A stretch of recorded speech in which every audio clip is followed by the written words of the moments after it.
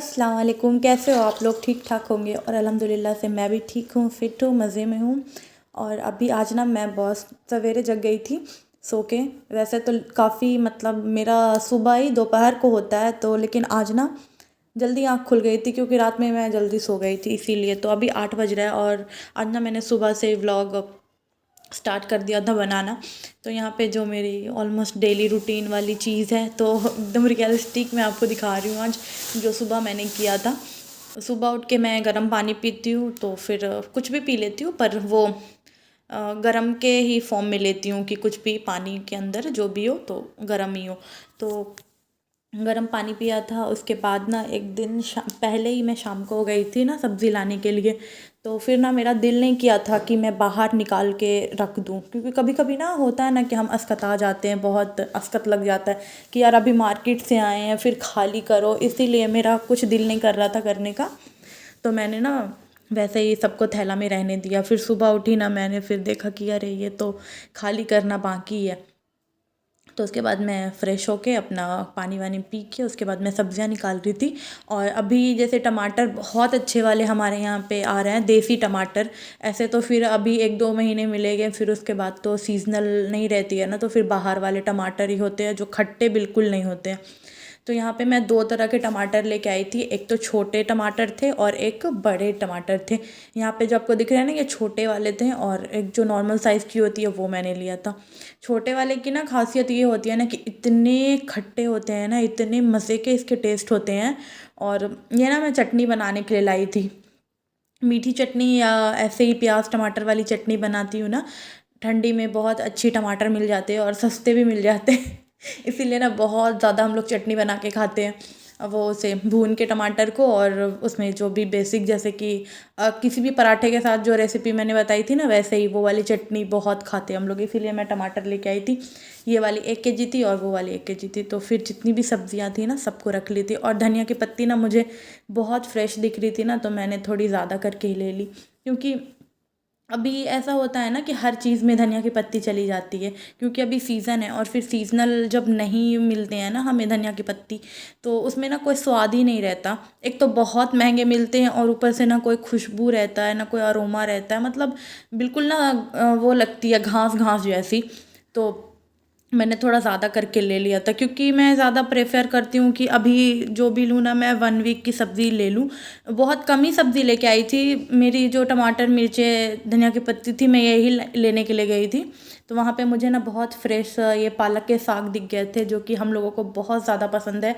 ये एक ऐसी चीज़ है ना जो गर्मियों में बहुत कम मिलती है, मिलती ही नहीं है, मिलती है तो इतनी फ्रेश नहीं मिलती, इतने छोटे छोटे पत्ते नहीं मिलते।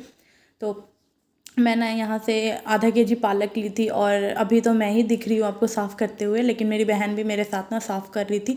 तो जितने भी पालक के पत्ते थे ना, तो मैंने ना सबको तोड़ के, ये मैंने सुबह में ही काम किया था, तोड़ के रख दिया था। तो ऐसे होता है ना कि फिर हम कुछ भी खाना बनाते हैं ना, चाहे 1 दिन बाद बनाएं या 2 दिन बाद बनाएं, तो बहुत आसानी हो जाता है कि बस लिया और बना लिया। तो फिर इसमें ना ये करते करते कम से कम हम लोग को ½ घंटे से ज़्यादा ही लग गया था। फिर उसके बाद ना पालक में वैसे भी पूरी साफ़ साफ़ थी, बहुत फ्रेश पालक मुझे मिली थी। तो बहुत साफ़ साफ़ थी, बस पत्ते अलग करके उसे धुल के मैंने रख दिया था, और मैंने दूसरे दिन ही बनाया था पालक। और फिर नाश्ता का टाइम हो गया था यहाँ पे, अब ना 10 साढ़े 10 बज गए थे। तो फिर शाकिन को भूख लग गया था, तो मैं अपनी छोटी बहन को नाश्ता बना के दे रही थी। नाश्ता का तो मतलब यही होता है कि जिस दिन जग जाओ तो खा लो, अगर वो भी खाती बनाती है तो खुद से बना के खा लेती है। पर मैं आज जल्दी जग गई थी ना, तो वो अपने से बना के नहीं खाती।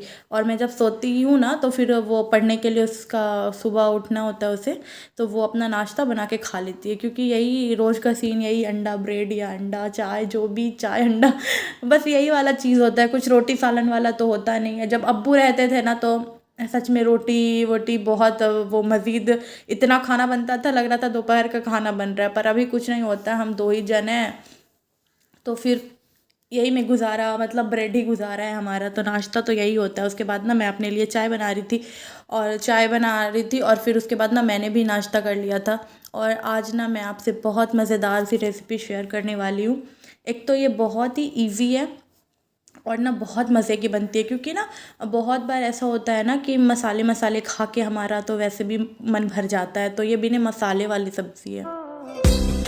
ना तू जावी ढोला जना तड़पावी ढोला।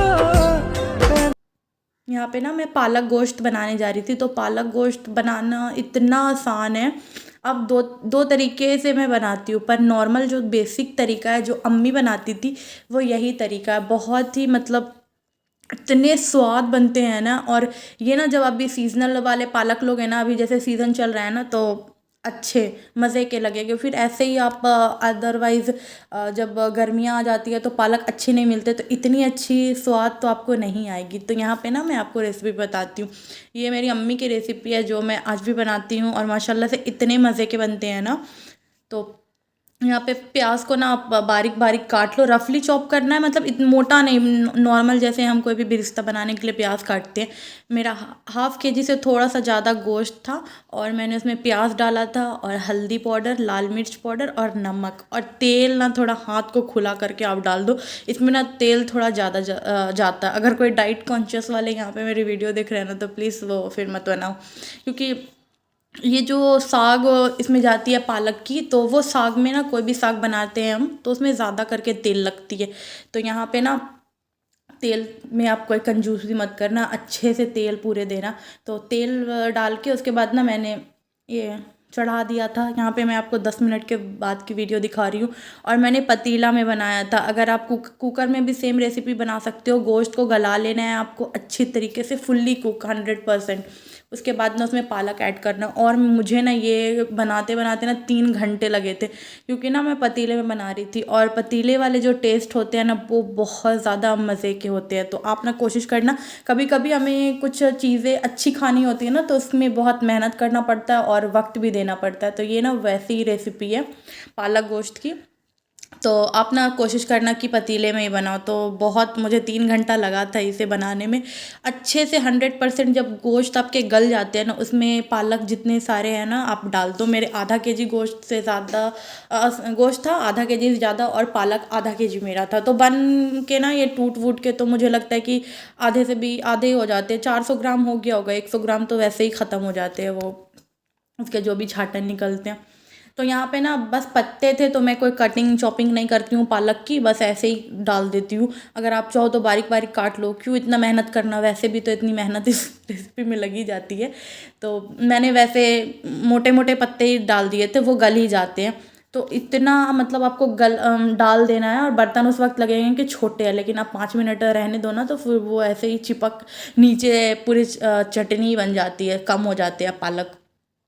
तो उसके बाद ना बहुत मतलब इसका प्रोसेस ही मेन है, भुनाई करते रहना, भुनाई करते रहना। आप थोड़े पानी डाल के गोश्त गला लो, उसके बाद ना पालक डाल के मतलब भूनते रहो, भूनते रहो, भूनते रहो, मतलब पकने जो। और तब तक ना मतलब इसका जब तक इस कंसिस्टेंसी में नहीं आ जाती ना कि पूरा मतलब पालक 100% कुक हो जाए और तेल पूरा छोड़ दे साइड से, तब तक आपको ना ये इसे पकाना है। 3 घंटे तो लगेंगे, मैं ना एकदम श्योरिटी दे रही हूँ। और यहाँ पे ना मुझे इतनी ज़ोर से मतलब भूख भी लगी थी ना, तो फिर मैंने खाना भी खाया, और देखिए फुल्ली कुक हो गए थे मेरे गोश्त, इतने अच्छे से मतलब टूट रहे थे, और बहुत गर्म था तो मेरा हाथ भी जल रहा था। और आपको मेरी वीडियोस अच्छी लगती है तो प्लीज़ लाइक करो, शेयर करो, सब्सक्राइब करो, और जितने भी नए हैं तो प्लीज़ बेल आइकन को प्रेस कर दो कि मेरी नोटिफिकेशन आपको मिल जाए।